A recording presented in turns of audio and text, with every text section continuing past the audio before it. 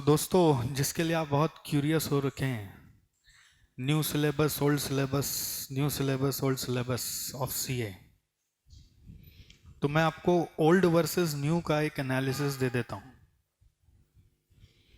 Old versus new का एक analysis short में दे देता हूं। हर सब्जेक्ट को लेके अगर चलूं तो पहला है अकाउंट्स ओल्ड सिलेबस में और न्यू सिलेबस। ओल्ड सिलेबस का अकाउंट्स में 60 to 70% आपका प्रैक्टिकल चैप्टर्स था ओल्ड में। आप सब लिख लीजिए, फिर आप बार बार सवाल पूछेंगे, परेशान होते रहेंगे। 60 to 70% चैप्टर्स प्रैक्टिकल का था, जैसे कि हम लोग नाम बता देते हैं: holding company, amalgamation, goodwill, economic value added, जिसमें स्टूडेंट स्कोर कर जाते थे। और 40% तक का पेपर, 30 से 40% तक का पेपर एएस और अभी जो नया नया आया इंड एएस, उसके ऊपर बेस्ड है। मतलब ये जो मैं ओल्ड सिलेबस बता रहा हूँ, this is applicable for subsequent old exams also. Means old syllabus में नवंबर 20 तक, नवंबर 2020 तक का समय दिया गया है, तो तब तक ओल्ड सिलेबस में ऐसा ही कुछ पूछा जाएगा। बट न्यू सिलेबस का जो अकाउंट्स है, उसमें 100% पेपर इंड एएस के ऊपर बेस किया गया है, along with IFRS, with full logic of why of each ind AS, the logic behind formulation of ind AS. Like, I feel only those who had been attached with ind AS or IFRS since long time, they are only capable of delivering in-depth knowledge on this. So I request, if you have to learn this, if IFRS and ind AS thing in new syllabus, then you should, whatever classes you do, you should also take some practical guidance by attending seminars in your institute.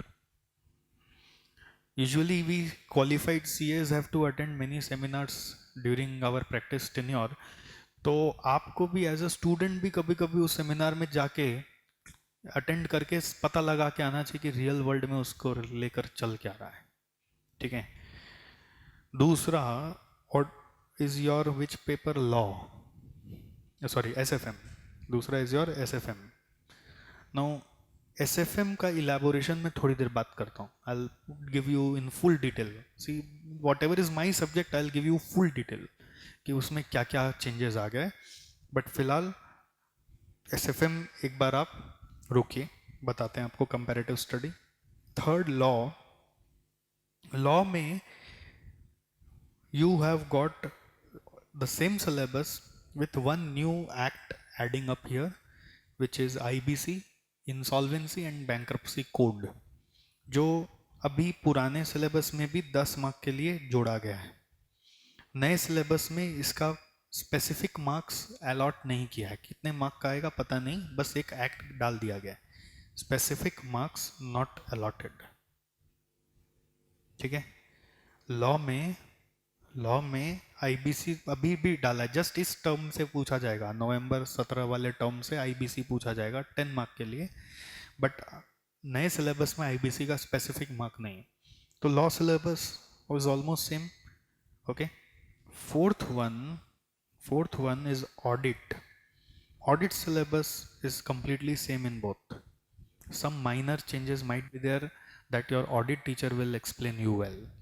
So if you see, group 1 में SFM का भी मैंने discussion नहीं किया आपके साथ, but accounts is substantial change, SFM is for the time being is small change, and I will say it is happy change, मतलब it is a change for good. Your load has been released, some heavy chapters have been made lighter, and some more realistic concepts have been introduced in your syllabus. So SFM, I believe it's happy change. Like, if you shift from SFM angle, It's something which is going to make you happy. It will release your load of studying old SFM. But Ind AS का load बहुत ज़्यादा है, बहुत ज़्यादा. And the fear is कि Ind AS इतना अभी evolving है एंड इतना गहराई से इंटरप्रेट करने का चीज़ है कि एरर बहुत होंगे पढ़ने में, पढ़ाने में होंगे. इनफैक्ट ऐसा भी हो सकता है कि इंस्टीट्यूट का क्वेश्चन भी गलत गलत सेट हो, जो लॉजिक से सेट नहीं हो रहा है. जो ज़्यादा लॉजिक से भी पढ़ लेगा उसके साथ भी समस्या ये आएगी कि इंस्टीट्यूट का पेपर ही गलत सेट हुआ था, आपको समझ में नहीं आया. और इंड एएस एक ऐसा है जो आप कॉमन सेंस से एएस के बारे में सोच लेते थे, कंजर्वेटिव प्रिंसिपल पे, प्रूडेंस पे. Ind AS is totally opposite. It's not about prudence, it's aggression, it is having more aggression. Okay, then you come to next group 2. Group 2 में fifth is your advanced management accounting था पहले नाम, जिसका नाम अभी क्या कर दिया हमने, strategic cost management and performance evaluation. Strategic cost management and performance evaluation, which is nothing but your costing. तो costing में क्या changes आया ये मैं आपको डिटेल में बताता हूँ. I'll elaborate. But grossly आप other subjects जान लो. Sixth आपका subject था ISCA. इसका का किसका हो गया भाई, इसका खिसक लिया. उसके जगह इलेक्टिव सब्जेक्ट आ गए. इलेक्टिव सब्जेक्ट में पहला सब्जेक्ट है risk management. Risk management is one, I believe, one of very easy subject. मतलब जैसे इसका थ्योरी था पूरा, वैसे रिस्क मैनेजमेंट भी 80% थ्योरी है, 20% उसमें प्रैक्टिकल बोल सकते हैं. And one of very easy, very easy. हम लोग सीएमए में पढ़ाते हैं ये रिस्क मैनेजमेंट. सीएमए का पेपर है रिस्क मैनेजमेंट, 50 मार्क्स का. उधर वही पोर्शन आपके 100 मार्क्स का रखा गया. उनके 50 मार्क्स का है, आपके 100 मार्क्स का है. रिस्क मैनेजमेंट में थोड़ा बहुत प्रैक्टिकल आएगा, वो सैम्पलिंग वैम्पलिंग स्टडी को लेकर और थोड़ा बहुत स्टैंडर्ड डिविएशन का स्टडी को लेकर. But risk management is so plain simple and so easy. I believe like if even if you don't take tuition, you just go through the institute material, you will be able to solve the questions. I believe so. Risk management question paper का pattern जब तक आप न देखें तब तक कुछ भी कंक्लूड नहीं कर सकते. मतलब it's like one clean sweep. Risk management का बहुत सारा कनेक्टेड हिस्सा एसएफएम में भी है, ऑडिट में भी है.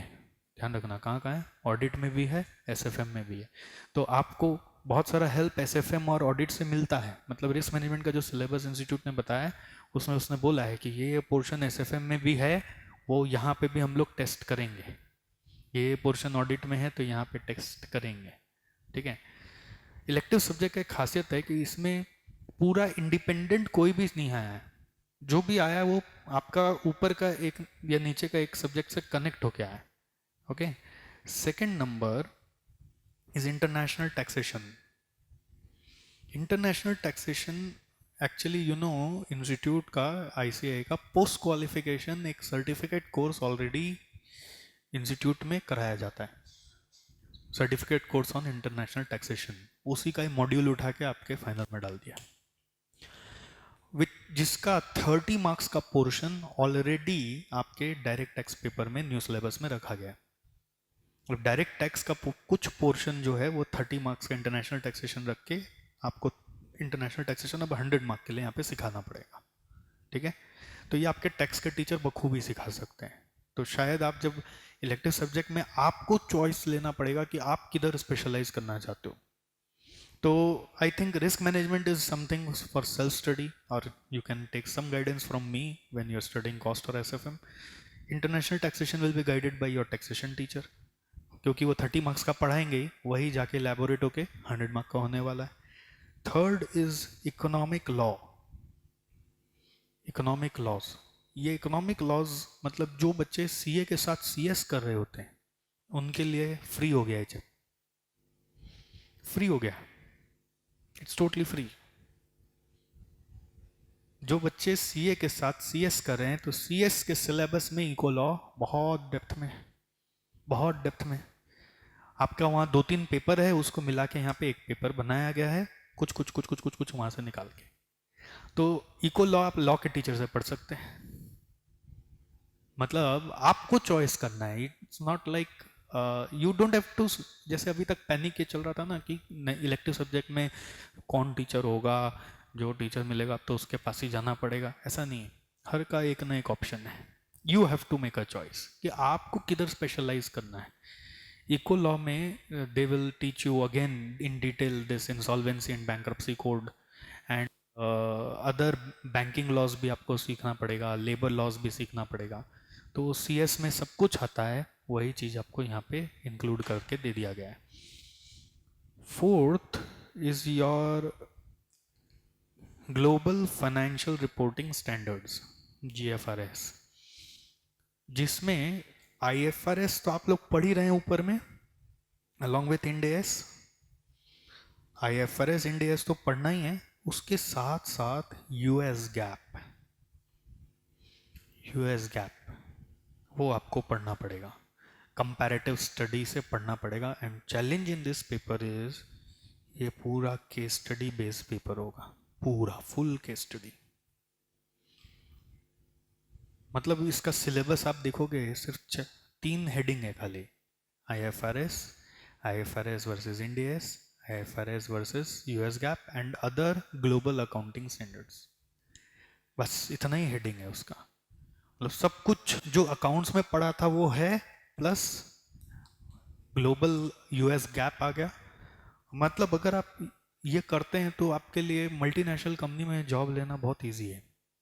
अब if you have scored here, multinational company में जॉब लेना is very easy in financial reporting divisions. The fifth one is financial services and capital market, which is basically extension of your SFM. You see, risk management is something which is very easy to do by your self study, and some portion will come in SFM, some portion will come in audit. International taxation, 30 marks you already doing in DT, so rest 70 marks you have to catch up, continuation of that. Eco law, full law, CS किया तो free. GIFRS accounts का जितना पढ़ा उसका further extension along with US GAAP. Financial services and capital market extension of SFM. SFM में जो पढ़ा उसका कुछ पोर्शन यहाँ पे रिपीट होगा, कुछ और नया भी पढ़ना पड़ेगा। ओके, तो इलेक्टिव सब्जेक्ट में क्राइसिस आई डोंट थिंक होने वाला है, बट आपको चॉइस लेना बहुत ज़्यादा ज़रूरी है कि आप किस में जाना चाहते हो। सिक्स्थ में आता है, सॉरी सेवेंथ में आता है डीटी। तो डीटी में एज यू नो, डीटी में अभी यहाँ पर आपको 2 पार्ट कर दिया गया है। जो इनकम टैक्स एक्ट है वो तो है ही, अलॉन्ग विथ टैक्स प्लानिंग जैसा था वो सारा सारा वैसा ही है, प्लस इंटरनेशनल टैक्सेशन भी यहाँ पे डाल दिया गया है। इंटरनेशनल टैक्सेशन भी डाल दिया गया है। इंटरनेशनल टैक्सेशन पहले भी था, थोड़ा उसको स्पेसिफिक बना दिया गया, 30 मार्क्स के लिए पूछेंगे। पहले भी था, हर सर पढ़ाते ही थे अपने तरह से, अब उसको और शायद और गहराई से पढ़ाना पड़े। That all depth will depend upon the gravity of institute material. And lastly IDT. IDT में अभी एज यू नो जीएसटी आपका कितना मार्क का पूछ रहे हैं? अभी जीएसटी 10 मार्क का ही पूछ रहे हैं, बट विद इन नवंबर 20, जैसे आपको पता है नवंबर 20 तक वैलिड है ओल्ड कोर्स, तो जीएसटी अगर पूरा आ गया तो जीएसटी इसमें भी पूरा आ ही जाएगा। अब you can not skip GST in old course और न्यू कोर्स, ठीक है। GST with November 20 GST fully will come, ठीक है, fully it will come. And here IDT में you have GST as well as customs, and it is of 75-25. Customs and FTP foreign trade policy वो customs के साथ ही आता है, वो पहले भी था अभी भी है। कस्टम्स कॉपी पेस्ट हो रहा है, जीएसटी पूरा 75 मार्क्स के लिए आपके लिए आ रहा है।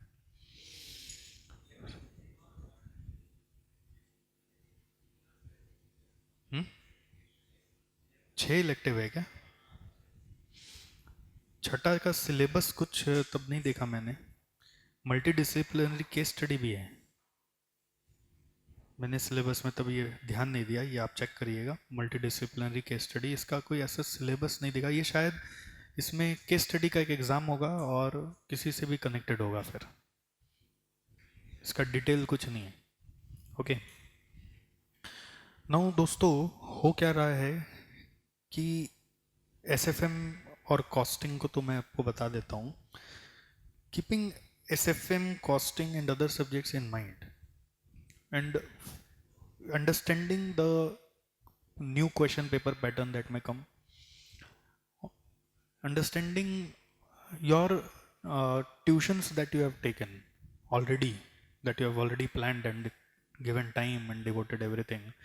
I am again at my old stand, जो मैंने आपको एसएमएस के थ्रू भी बताया था कि आपका अगर टर्म नवंबर 19 को ड्यू पड़ रहा है, एज पर ओल्ड रजिस्ट्रेशन नवंबर 19 तक ड्यू पड़ रहा है, ठीक है। अगर आप एडमेंट होके उसी टर्म में एग्जाम देना चाहते हो नवंबर 19 में ही, तो you should stick to old syllabus. अब ओल्ड सिलेबस से अगर आप सीए बनते हैं तो ऐसा मत सोचिएगा कि आपकी वैल्यू खत्म हो जाएगी, ये दिमाग से निकाल दीजिए कि आप दुनिया वाले आपको अलग करके रखेंगे, ये ओल्ड सिलेबस में बना हुआ सीए, ये नया सिलेबस में बना हुआ सीए, ऐसा कुछ भी नहीं है। CA is CA. हमारे जो सीए फर्म में एम्प्लॉयर्स हैं वो तो कब के सीए बने हुए हैं, उस समय फाइनल में बीआरएस था, तो उनका वैल्यू खत्म हो गया क्या? भाई पढ़ाई तो एवर इवॉल्विंग है, तो आज आप जो पढ़ के बन रहे हो सीए, वो फिर 5 साल बाद बदल जाएगी।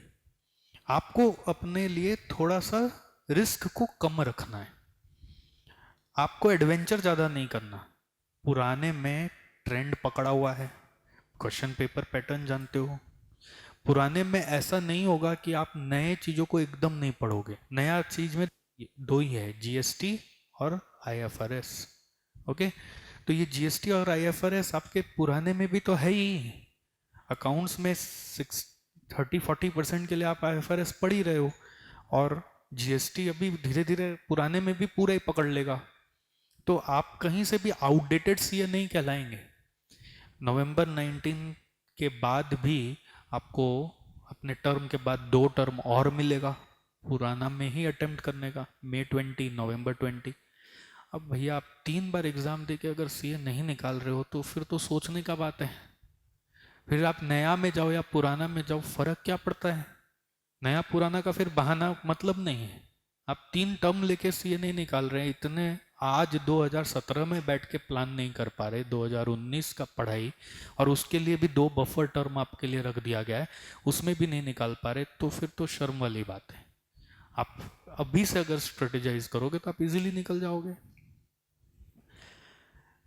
दूसरा एक सीक्रेट एडवांटेज, इन जनरल हमेशा ये देखा गया है जब जब ओल्ड से न्यू में ट्रांजिशन होता है, ओल्ड का रिजल्ट अच्छा होता है। स्पेसिफिकली लास्ट के 4-5 टर्म फटाफट पास कर देते हैं, पुराना लॉट को हटाता है इंस्टीट्यूट, क्योंकि वो चाहता है कि सब नया चीज़ पढ़े, पुराना वाला डिसऑपरेशनल करना है, नॉन फंक्शनल करना है, उसका प्रिंटिंग कॉस्ट बचाना है, उसका एडमिनिस्ट्रेशन कॉस्ट बचाना है। तो जनरली एक थ्रस्ट रहता है वहाँ से भी कि अरे निकलो तुम लोग यहाँ से।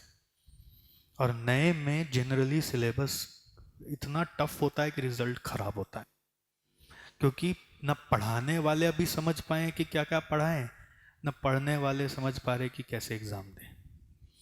तो अगर आपका टर्म नवंबर 19 तक है, keeping everything in mind, your syllabus, your self study, your teachers, your past trend वाला थिंग जो आप प्रेडिक्ट करते थे थोड़ा बहुत, और रिजल्ट परसेंटेज नवंबर 19 तक का जिसका ड्यू पड़ता है, उनके लिए पुराना ही सही लगता है, ठीक है।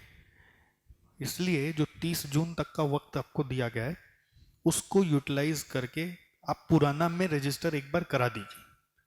इन the meanwhile let the full material come from institute, let the PM come, let the main material come, let 1 term go for new syllabus. मई 18 में फर्स्ट टर्म होगा, फर्स्ट टर्म मई 18 में है, let 1 term go from there. If we feel that new is more advantageous, we can switch. Now the sir challenge will be, if we switch, how should we plan the next tuition until May 18? Correct? I will say go by those subjects first that have no changes. Huh?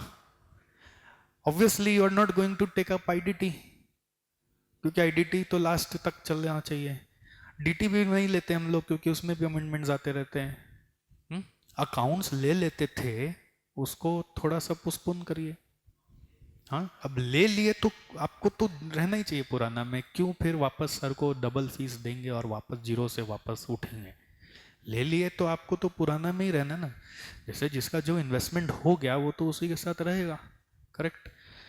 और accounts हो सके तो postpone कर लो, नहीं लिया हुआ है अभी तो. अगर नेक्स्ट ट्यूशन लेना ही है, May 18 तक समय बर्बाद नहीं करना.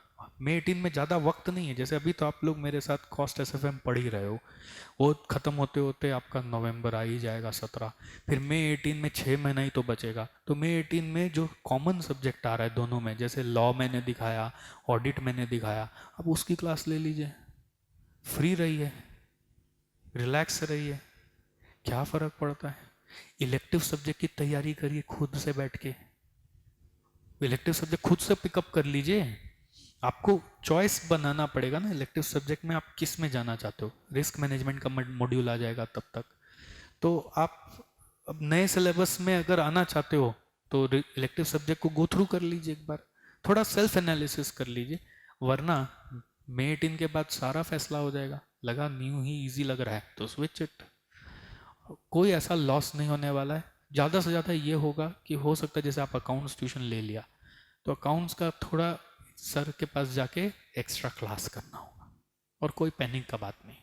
बट ऐसा मन में मत लाइए कि पुराने से सीए बना हुआ का कोई वैल्यू नहीं, आपको जॉब ही नहीं मिलेगा. ऐसा मत में मत लाइए. सीए तो सीए ही है, ये आपके दिमाग में क्लियर होना चाहिए.